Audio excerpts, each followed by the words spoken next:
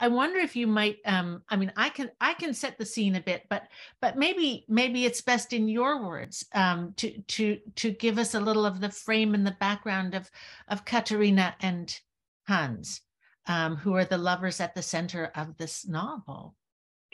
Naja, actually the story begins with a frame, with a prologue. So the reader could see that it, in a way, lasts over 30 years.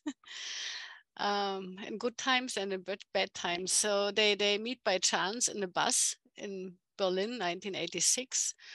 They just fall in love, as it happens sometimes. And he is quite a bit older than she is. He is in his 50s, and she is not even 20. She is 19 when she meets him for the first time. Yeah, and as she is growing older, yeah, however, also he's married. Perhaps I should mention this. He's married, and small thing. It turns out not to be such a small thing. And in a way, things happen that lead in the end to a betrayal from her side. Perhaps he was waiting for the betrayal to use it as an instrument for the prolongation of this relationship. So he starts with interrogations on tape. Normally, he's a writer, perhaps I should mention this, and he makes a living by working also for the radio. But in these interrogations, he denies to write for this bad girl who betrayed him in one night. And the interrogation will last the next 3 years. And the question of lying and of truth, of course, is involved in all these discussions. And in the end, it's kind of like a situation in which the truth isn't there anymore. It isn't to be found anymore because it's just crumbled away. And what me interested is that it is at the same time also a novel that takes place in the last years of the DDR, East Germany. And what my idea was not only to tell the dramatic moments like the fall of the wall, which of course is also part of the book in a special way, I think, but the not so dramatic years before the wall fell, and the kind of different drama in the years after it. So I thought often the stories stop with a happy end, but after the happy ending, it's going on, and it's also interesting in a way. Perhaps might be interesting to learn what happened afterwards and how the freedom looked like when it was there in the end. Right. And it's, I mean, it's such a different thing for, I mean, it's a huge thing for both of them, but it's a different thing for each of them, not least because of the 34, is it? I'm bad at math, 35, whatever, the many years between the age difference between them, and the ways that they experience this cataclysmic change will be different. I wonder whether, in fact, Matt, this might be a good moment for you to read a little bit from the beginning for us, just to give us a flavor of this, of the initial moments of their encounter. Mm-hmm. So this is their the second. This is the first real appointment they have after this meeting by chance and spending the night together for the first time. So they have an appointment for the first time, and they, it takes place in the Ganymed. Perhaps some of you know the Ganymed, which is still existing in a way, not far from the Berliner Ensemble where Brecht directed his plays. Okay. The Ganymed on Schiffbauer Damm is where his wife told him she was expecting. The Ganymed where he and his editor celebrated the completion of his first manuscript. And now he's standing there waiting for a 19-year-old girl. Yesterday and all today, the 19-year-old remembered his eyes, his nose, his shoulders. But the way the whole thing looks when assembled, she's perhaps less sure. She walks briskly towards her recollection. Hans remembers her smile and her breasts, but the way she looks overall, he perhaps doesn't know. But there she is, turning onto Schiffbauer Damm, and he recognizes her right away. She's swinging her handbag as she walks. She's dressed all in black, and as she comes closer, he sees she's put up her hair and tied it with a black velvet ribbon. Exposed, he thinks, her face. He wanted to be straight with her today.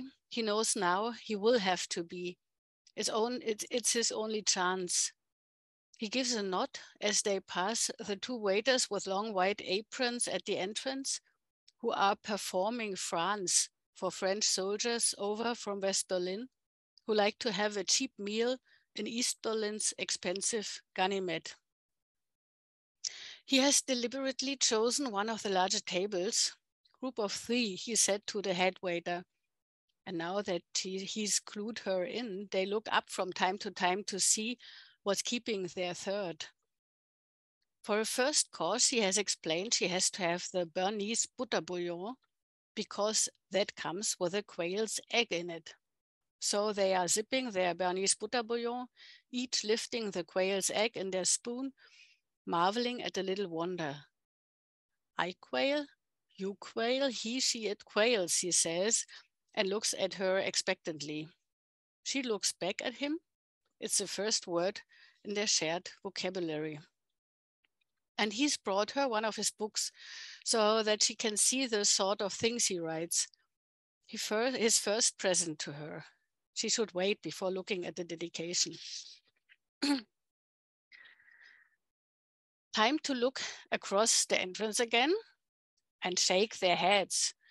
What's keeping their unpunctual friend? They are in cahoots. They have their first secrets to keep from the world.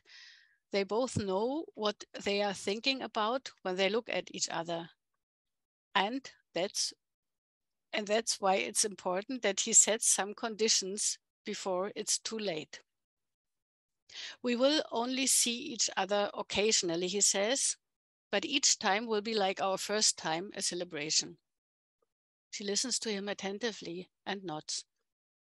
I can only be a luxury for you because I am a married man. I know, she says. Perhaps that won't be enough for you, he says. I understand that. She looks him straight in the face. There's a ring of yellow around her pupils. He now sees. I'm not just married. I'm also in a relationship with a woman who works in radio. If you had 1,000 women, she says, all that matters is the time that we get to spend together. How can he ever refuse her anything if she doesn't demand anything? The black velvet ribbon moves him. It makes her look like a schoolgirl. The pianist strikes up. The shift begins at 6, a Mozart medley. We can be as long as you want us to be, he says. She nods. So long as she can see him, as long and as often as possible, she doesn't mind about anything else. From now on, he thinks, the responsibility for their existence is entirely hers. He has to protect himself from himself. Maybe she's a monster. She thinks he wants to prepare me for difficult times ahead. He wants to protect me for myself, and so he gives me the power of decision over us. He thinks, as long as she wants us, it won't be wrong. She thinks, if he leaves everything to me, then he'll see what love means. He thinks she won't understand what she's agreed to until much later. And he's putting himself in my hands. All these things are thought on this evening, and all together they make up a many-faceted truth. Thank you so much. Thank you. So several things become clear in this very powerful passage. One is that I'm not sure whether we mentioned for the broader audience that this is East Berlin, right? That they're so that this is a couple not in West Berlin but in East Berlin. But I think also these I can't help now but think that it isn't just that the political regime has vanished and completely that world completely altered, but so many of the things that shape this encounter, and the Ganymede exists maybe as a cafe, but differently, but many other things just don't exist anymore or have completely radically changed. And one is, I think, the sort of premise of such a relationship. I know that people my daughter's age, and she's in her early 20s, would frown on a love affair between somebody so young and somebody in their 50s. And indeed, a little bit later, Katerina's one of her friends says she thinks she has the morals of an alley cat to go out with a married older man. But there are these constructs that they're both engaged in about freedom and also about secrecy, right? That are so much part of the whether raised as I was in North America or raised as you were in East Germany. Secrecy was a big part of life, and of course there's a moment later on where Katerina thinks, why is it that a love that has to be kept secret is somehow so much more satisfying? And now in the era of social media, secrecy and privacy are much less possible. Somebody could have taken a picture of them at the restaurant and texted it to his wife, and the secret would be out in a day. So, but I just wondered if that was if those ideas were also part of how you were thinking about this relationship, was an entirely different, almost philosophical realm, than the one we live in now. Yeah, I think it was different than back in East Berlin. It was, in this concern, there was much more of a freedom. Also, the marriage is a so-called free marriage. Also his wife is doing something and they agree upon it, but without talking about it. It's just like it's possible, but it's not talked about. And yeah, if you imagine that they spent 6 years together in Berlin, sitting in the cafes and, and the restaurants and going for walks everywhere, so it's almost a miracle that they don't end up in front of his wife, for instance. They don't run into her. Well, even, I mean, later on, it gets fairly steamy, and Katerina goes to visit him when they're on holiday, and that seems they're not even in a city then. They're at the beach, and and she's sort of hiding around the corner almost. It is almost, it is miraculous that they don't come face to face.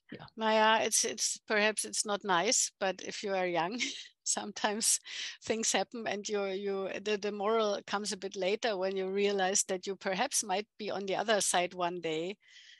Then kind of also in Katharina there is a kind of responsibility a bit later, but what I also wanted to speak about is her growing up, becoming a real adult person, and also this growing of her is something that makes him nervous, because she doesn't stay the same. She's in the beginning, she's very dependent from him, and then slowly she gets her own ideas and he has to deal with it. And so he's also afraid to lose her. So this might be a reason for for Well, terrorizing her. right there. I mean, it's so interesting. You capture, and you're always in all your work. You're somebody who writes a good deal about time and the way time changes things and alters things, and how the effects of time. And so the initial so-called honeymoon phase of this relationship, it's almost as though you bring, it isn't almost as if you bring to life for us the sort of intensity and immediacy and passion of every moment, right? And then as time goes by, it's like Thomas Mann's The Magic Mountain. Time starts to flow in a different way, or moves in a different way. We don't have every moment of the years that follow recorded with the intensity of those early weeks or months of their relationship. But it's also that the dynamic over time changes, as you say, between them. She grows up, and then of course there is in the middle of the book this betrayal. But he seems to become almost sadistic. I mean, literally and. He manages to keep hold of her by making her feeling guilty. So this the guilt is an instrument to destroy her, and the destruction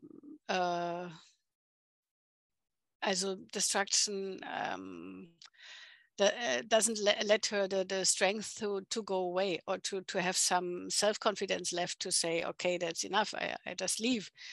In the end she doesn't have the strength. And also this is kind of growing up to learn how to say no and to resist. And of course a great love is something different in the age of 19 than in the age of 50 something. And what also interested me is this the parallel to the political questions in the Soviet Union, that reminded me a lot of this like private thing that they are living through. In a way, I made him older, so much older, to be able to also tell the story before the GDR was founded, which is a story of him being brought up in fascist times as a child, learning things that he isn't aware of. Also the manipulation, the being the chosen one, things like that are clearly coming from the fascist education. And I also, he's a writer, so he's dealing a bit like I myself did it. So in some books I wrote chapters about Moscow in the 30s, which is an issue that interests me a lot, because I think this is the beginning of the failure of East Germany, because the communist immigrants who were persecuted by Stalin himself, so he killed his own people, and the very few that came back to East Germany and founded this kind of state, they were formed by this experience of distrust among each other, and of like being afraid of telling the truth, being afraid of calling someone your friend, things like that. And I tried to bring all this in the story, because I think this is also a reason for the tactics he is using in the relationship. Right, in which we learn in a way we learn how profoundly sort of intertwined he is with that system, or was with that system after his death, only at the end of the book. But we are not allowed to spoil this. No, well, we don't say more than that, but just that he's entwined with that world. This is something because of course your grandparents fled to Russia and then came back to Germany And I wondered whether that was something in terms of the background that you were putting into this novel. You know, I wondered whether there was research you did or had to do, or whether this was all second nature in a way, because I mean, Katerina is basically, you and I are basically the same age. She's basically our age, right? She's but for his life, whether that was that the construction of him as a character was something that his world was so known to you that he was right there, or whether you in fact had to go back and look things up, or I mean, he has in the novel this connection to Brecht, for example. He's a disciple in a way. He's a disciple of Brecht's. He started out as a young man revering Brecht, and that's a sort of I don't know if Brecht is a shadow, but Brecht is a figure who looms over him. And you know, I wondered whether that was totally automatic, or whether it was an intellectual decision, if you see what I mean. It was a sort of thematic decision to do that. Now, I would say I know both groups quite well. The ones who came back from the Soviet Union as immigrants, like my grandparents did, and their opinions and their struggle and their like conviction of like building the new better world in which is justice and equality for everyone, so everybody will be will be given his according to his wishes one day, not in the present. But we were all used to wait for the better future, which also was a kind of a loss when the better future was lost with the country together. But there was also another group that of intellectuals who hadn't been communists before the war, but they were so shocked by when they learned what happened with, for instance, with the Jewish people and during the war in the fascist times, and they wanted to live in an anti-fascist system. Also, the Hans is someone who makes his own decision to leave his parents in the West and to come to the East. So it's a real decision. And only when and there's also a kind of arrogance in these well-educated people, and also a kind of vanity. Would you say vanity? So if someone is pretending to be on the workers' side, but in the very moment when he has an encounter with a real worker, it's like, it's dirty, or it's not smelling so well. You know, it's like only like attitude, but it's not lived. And there were different kinds of intellectuals in East Berlin, and I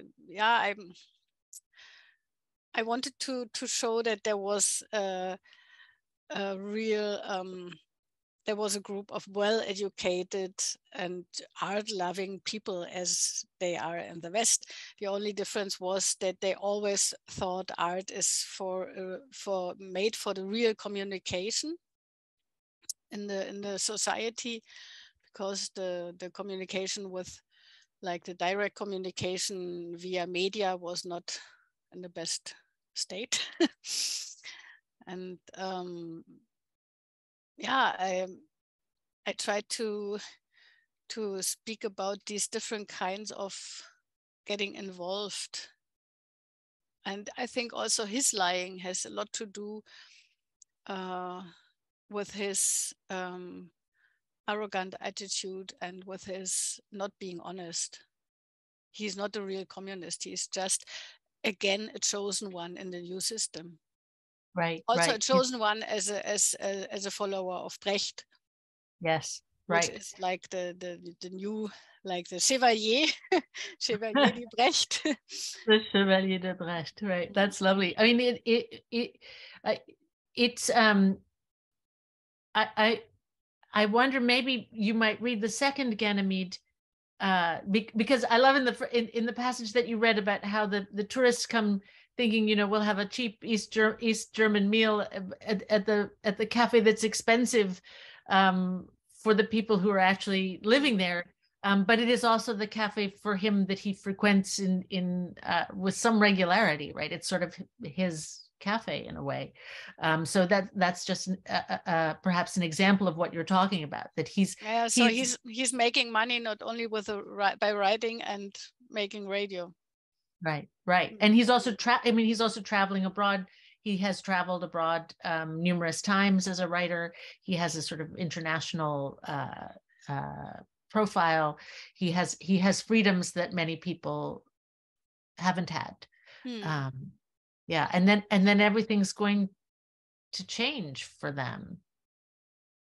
Yeah. So the second Ganymed, also perhaps you should mention that the book is a bit like the construction of the book is like the second half mirroring the first half of it in a way. Yes. So and this is the scene that I'm going to read is a part of this kind of mirror. Yeah, of mirroring. It's taking place in the autumn 1988. The Ganymed is closing down for keeps. It's half dark when Hans and Katharina arrive at the back. Arrive at the back. Some of the chairs are already upside down on tables. There are no lights in the cloakroom. They hang up their coats themselves. There's just one other couple in attendance, probably by accident. And at a long table, one last consignment of rowdy French or English or American college boys in uniform. The music comes out of a sound system. No violinist, no glissando, the piano lit down. For keeps. The waiter is uncoordinated and intrusive. And the chef, Herr Weber? Not in today, unfortunately. The Bernese butter soup, instead of the quail's egg, there's a slice of hard-boiled egg. Well, small mercies, says Katharina, and Hans nods. From the kitchen, there's loud talk, whooping, and clatter of plates. Sounds like they are packing up, says Katharina. Hans nods. Mindful of their first date at the Ganymed, Katharina is wearing the same dress she had on then, when it was a golden summer evening, and she with a velvet ribbon in her hair. She said yes to all the conditions he set and smiled. It was live Mozart then. Now it's pop music piped out of a cassette player. He recalls what he wrote a year ago, how he felt like an empty, vandalized house with the wiring ripped out, the windows nailed shut, the curtains drawn, junk lying around everywhere. Soon it'll look like that here as well. A place that was animated as far back as he can remember. Their one-time classy restaurant, now a wreck, just as much a wreck as what's left of their love, the hopes they once had for it. Katharina says, but we are not going. She means well, but unfortunately has grasped nothing. Excuse me, I will switch on the light. Otherwise, I look like a ghost. Okay. Okay.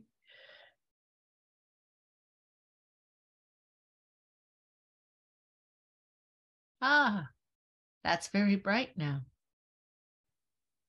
So now it's very bright. Here you are. Now it's daylight for you. Now it's night outside, and this is my lamp.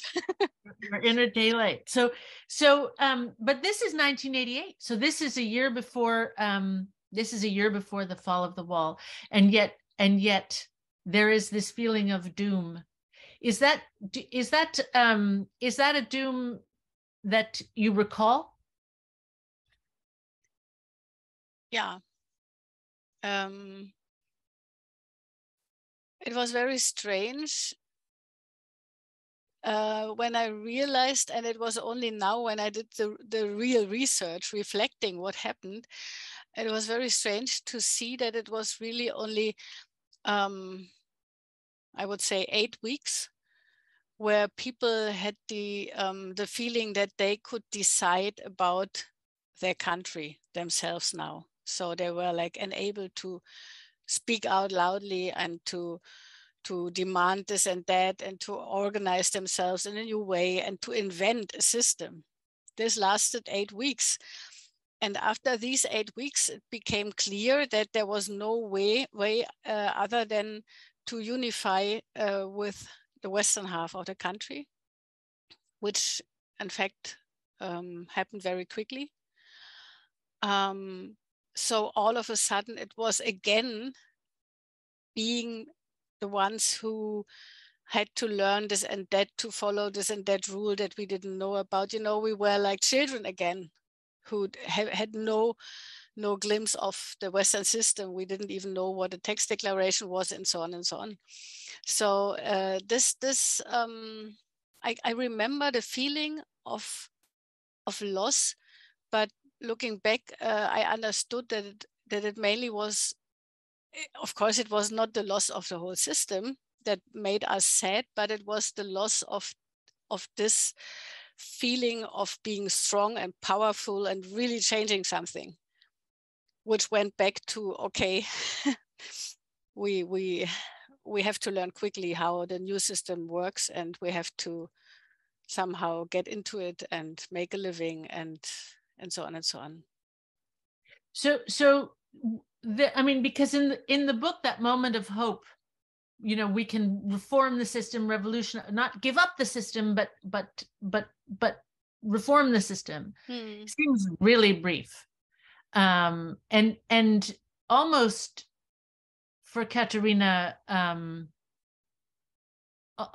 almost, how should I say, unconsidered. Like she leaps into it and doesn't even really, hasn't been thinking for months beforehand. It's just when it's happening, she's in it, and then it, and I'm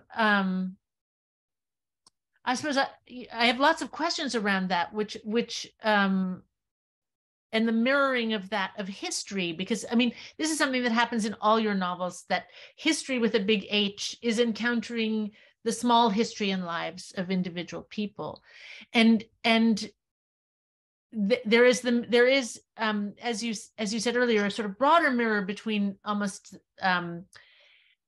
Soviet communism and their relationship. There's a honeymoon time, and then things get creepier and darker over time. But when they encounter this moment, as I said at the beginning, for Hans and Katerina, it feels really, really different, and I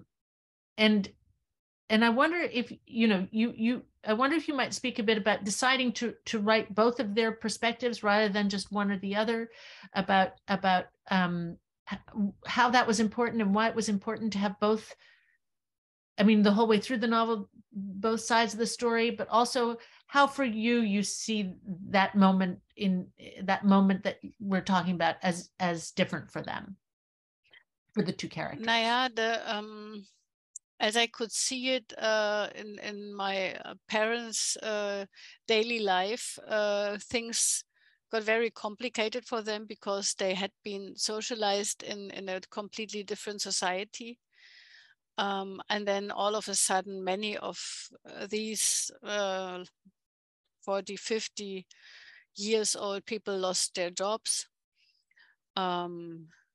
either in factories because they were closed, or as well in universities and institutes and structures that didn't exist in this way in Western Germany. So I would say they mainly experienced loss, and also the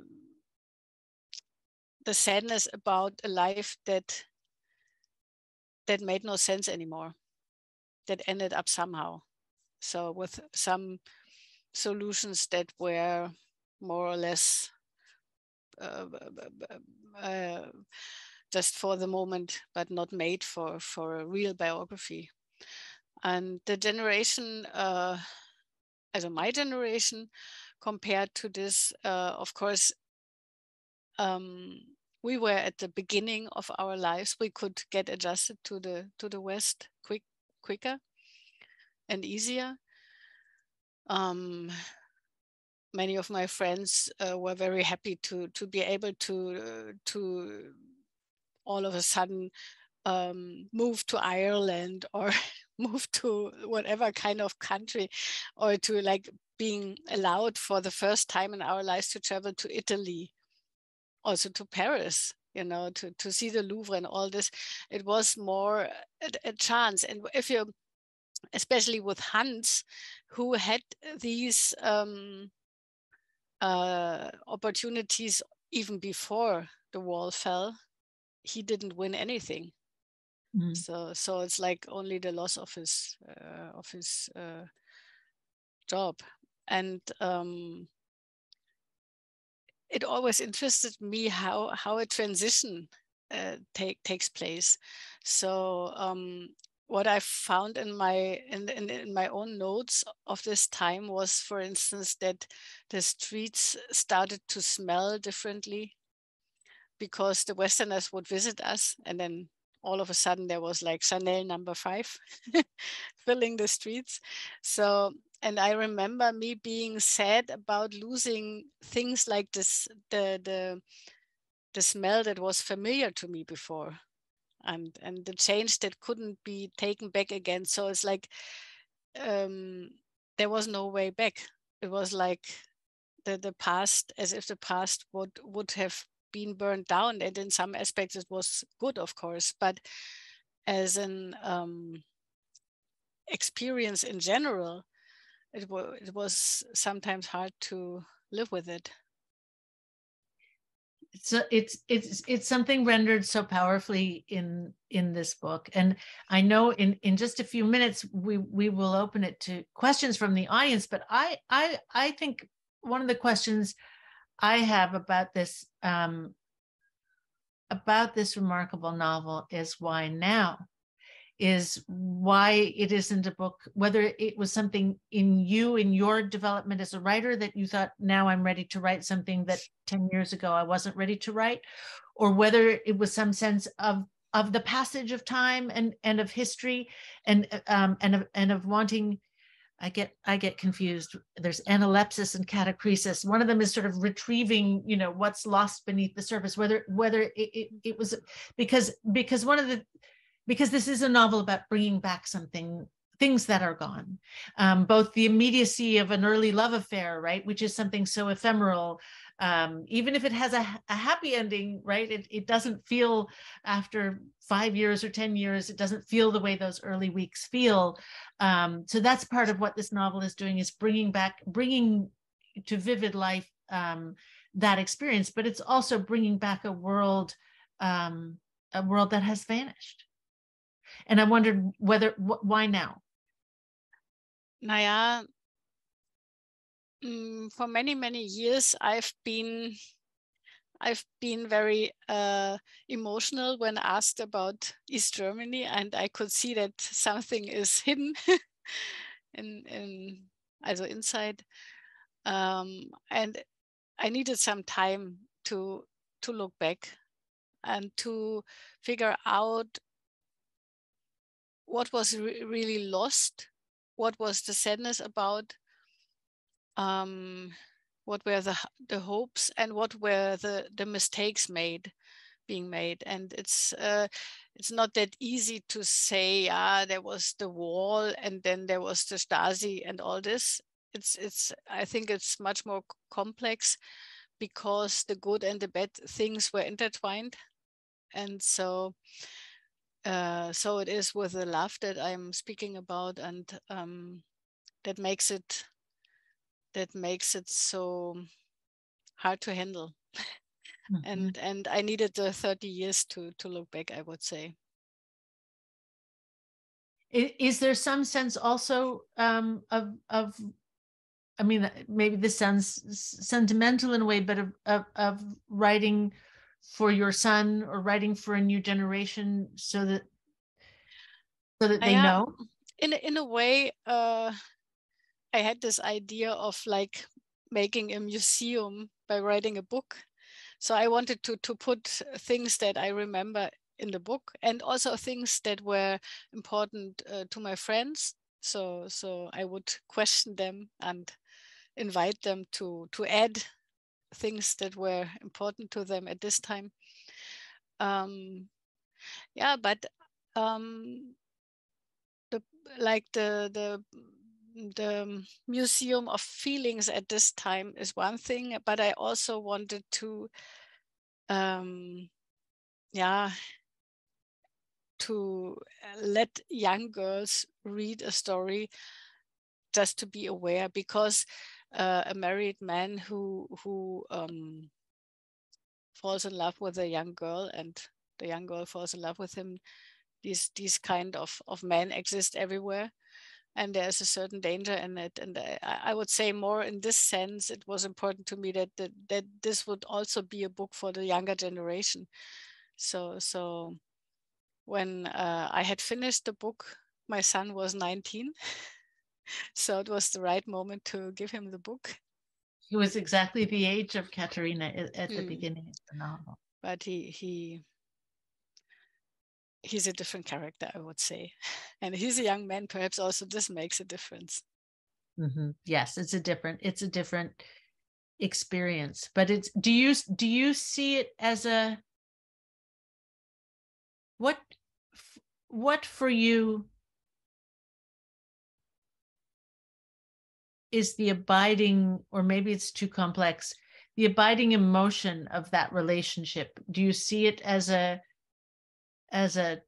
tragedy, or just life, or I mean, emotionally, is it because it's very complicated? It's a very complicated relationship with very complicated emotional effects. Naya, what I tried was to tell a story that cannot be split into black and white. The whole book is made by two sides all the time, and also by trying to get behind these two sides, because the truth, so-called truth, is often very, very deep, and it's not told by just two sides. So you cannot, there are some aspects in Hans which are great and lovely. And there are also some dark sides with Katharina. So it's not so easy to be told from this moment on he becomes an evil character. So I really wanted to tell a story where you cannot rip this apart. The good and the bad is in one person, and you have to take it this way. So you will hate him, and perhaps in the beginning people will also love him. Yeah, that's how it is.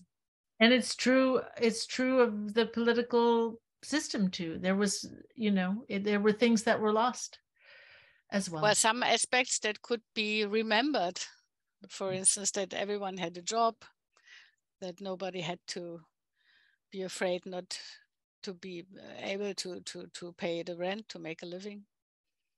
Books were very cheap. Also one of the good things.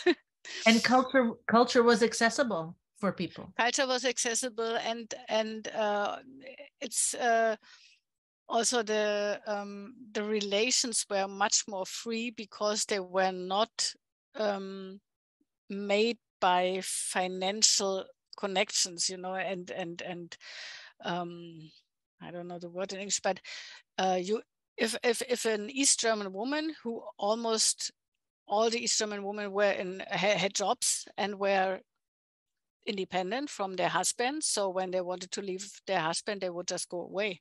That was it. Also, some of the freedoms that we had, some freedoms we didn't have very clearly, but some things perhaps should be renewed one day. I'm thinking that perhaps, Alice, I should turn it over. Sorry, forgive me, Emily. I should turn it over to you, Emily, for questions that I know people may have. Yes, thank you both so much for this wonderful discussion.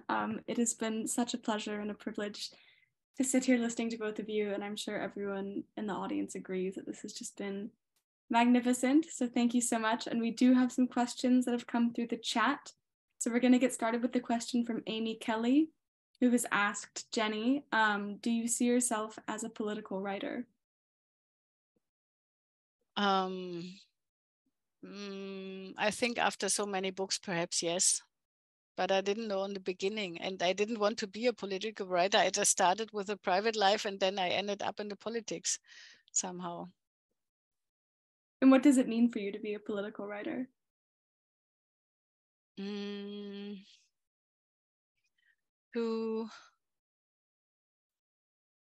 tell concrete stories, more detailed stories that widen the look at historic moments, and yeah, to sometimes also to search for parallels in time, to make a cut like an archaeologist through times, and to have a look what kind of structure is coming back again 50 years later, and you wouldn't recognize perhaps. So things like this interest me, and also the as I said, the transitions of one system to another, of one life to the other.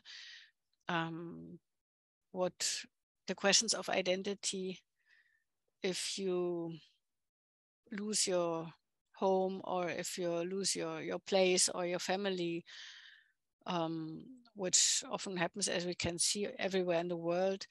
Who are you after that? Who can you keep your inner life after having lost everything that shaped you, that made you? So these are questions that are as much politic questions as private questions, I would say. Thank you. We've also got a question from Etta Bloom. It's a long one, and I'm going to riff on it slightly. But so Etta Bloom has asked whether you consider this novel a parable about the end of the GDR. And Etta says, is this the real intention, and is the love story just a vehicle to tell about the end of those hopes? And I'm curious to hear your thoughts on that, but I'd also love for you to talk about, as a writer, whether or not you think that stories can be reduced to parables like this, and whether or not one can identify one real intention in this book. And if there is one real intention, whatever that means, what you would say that is, whether it's the love story or the political stakes or both at the same time. I would really say both at the same time. What interests me, especially in this novel, was the question how a truth in the beginning turns into a lie, and there is no way out of the lie anymore. So there are always the like manipulation or forcing someone to say this and to leave out some other aspect that in the end let truth disappear. And this interested me a lot, and this I really wanted to tell this love story because when he questions her, he doesn't want to hear the truth, and this is the problem. And this was also the problem with the two generations of the old communists and of the young people brought up in DDR. There was no connection. There was no true exchange anymore. The language was really rotten. The language of the newspapers was a lying language. It was not true anymore. And this interested me. So I would say both. And just to follow up on that, do you think that that sort of generational exchange and that common language is possible now between your generation and other generations in Germany and in Berlin?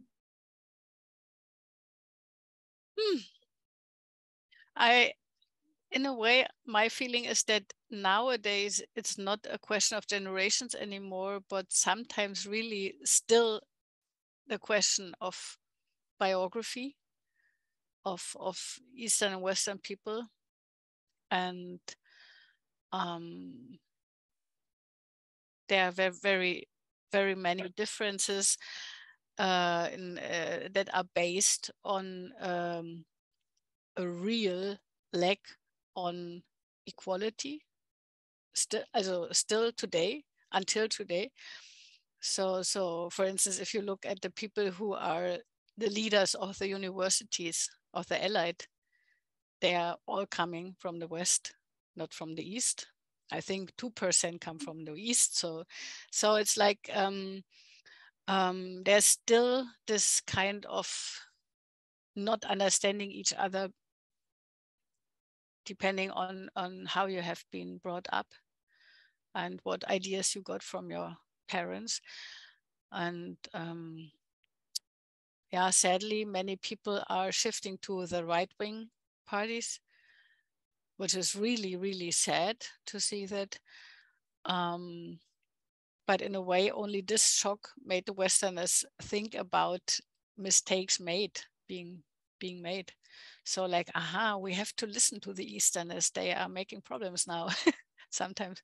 So which is bad. I really wished they would have listened a bit earlier to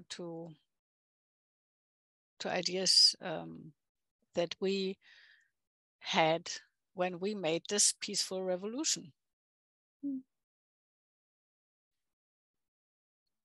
I don't want to jump in, but I wondered, Emily, please jump in. Jenny has another brief extract. Yes. I wonder if you might share with us, which is about the Jenny, about the radio.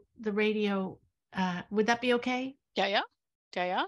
Is that okay, Emily, with you? Yes, please. We would be absolutely delighted to hear. Please. Also Hans is sitting with his friend Sylvia in some cafe, and Sylvia is someone who is working on a regular basis in the radio, and she's telling him how things are going. To continue broadcasting while at the same time organizing your own dissolution is utter madness. Hans and his friend Sylvia are sitting in the Café Kisch. Imagine they called the entire technical personnel up to the 5th floor. The whole corridor was rammed. People were called in one at a time and walked into a large room. There's a table with a phone on it, the receiver lying by it. Please pick up the receiver and say your name, the instruction goes. So everyone picks up the receiver, says his or her name, hears the voice in distant Cologne say, you're retained or you're let go. Then has to lay down the receiver on the table and leave the room for the next person. And again, you're retained or you're let go. Hans, I'm not crying. I'm just having a cold, sorry. Hans nods to himself, but doesn't say anything. It's your turn on Wednesday, isn't it right? Yes, says Hans. For 5 days, those 2 sentences run through Hans' head. You are retained, you are let go. It is just coincidence that Ingrid, his wife, fished the announcement of a rent hike out of the mailbox a couple of days ago. From 130 marks, the apartment is going to be 900 per month starting in January. You're retained, you're let go. Temporary personal retention is the name of the outfit that is paying Ingrid through next summer.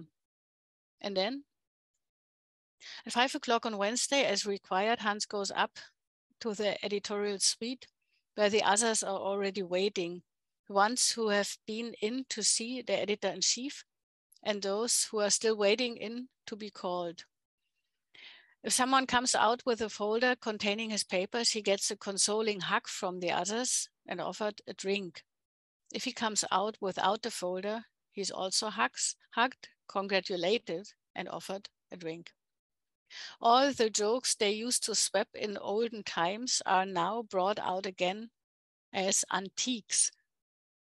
One more time, they laugh their laughs, which are themselves now antique. As evening turns into night, the number of drunks in the anteroom grows. Because Hans' surname begins with a W, it isn't his turn until 3:30 in the morning. And so it is at 3:30 in the morning that he gets the folder with his papers from his boss. gets a consoling hug in the anteroom, a schnapps, and then another one, and another. The silence lasts just 1 second, in which at midnight between 1991 and 1992, the East German frequencies give up the ghost. Hans is sitting in front of the radio at Katharina's and takes in the very short silence with which his past life is lopped off. It was a little like that moment in La Boheme where Mimi dies and none of her friends notices. It is his first time celebrating New Year's with Katharina because Ingrid has to keep company with her mother, who is poorly. Katharina is in jeans and slippers, but at least she sprinkled some confetti on the table and poured some Rotkäppchen. It just happened. It just happened so casually, says Hans, because dying isn't much really. It's just something ceasing to be.